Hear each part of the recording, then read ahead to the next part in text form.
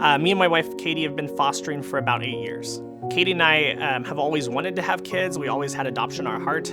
Me and my brother were adopted, and I always had a heart for adopting. We ended up having 3 miscarriages and not being able to have biological kids, so we decided that we wanted to go through the fostering class. I got to class 9 out of 10 on adoption only, and on class 9, my wife and I both looked at each other and decided that we wanted to foster, and we've been fostering ever since.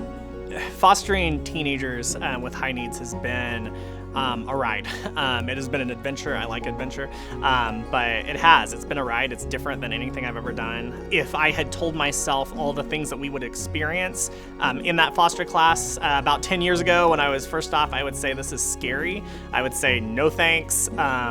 But knowing these kids and loving these kids and going with these kids, there's nothing else I'd rather do after doing it. When you get into it, it's completely different. On paper, it's scary, but when you're in it and you see the kids and you see the hurt and you see just the love they have and the needs they have and what great kids they are, then that stuff doesn't really matter anymore.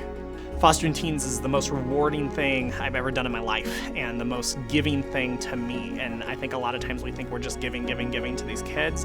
They've helped me be a better brother, a better dad, a better husband, a better teacher, a better person because of these kids and their encouragement and their love that I can't imagine my life without these boys in our house.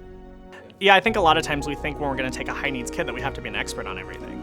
And you don't. And that's the important thing about community. KVC pulls community around us, and we go and pull community around us. Other foster parents do that. I don't have to be everything to this kid all the time. I don't have to be an expert in every field. I have these resources. I have these other foster parents. I have, our church is really supportive. We have those things. So before I take in a kid, I don't need to feel like I need to be an expert on everything they've struggled with. I don't need to be an expert on the juvenile justice system or on teen drug use or on any of that stuff. What these kids don't need isn't an expert.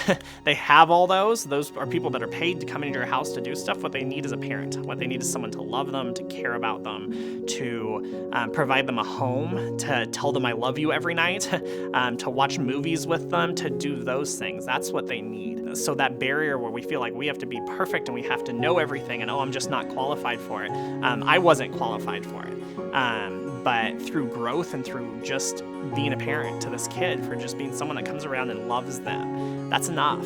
And KVC and the community and everyone else and mentors will help you fill in those gaps, will help you when you're struggling with those things. But what they need more than anything is someone that's going to love them, someone that's not going to give up on them, and someone that's going to tell them that they have worth and a purpose.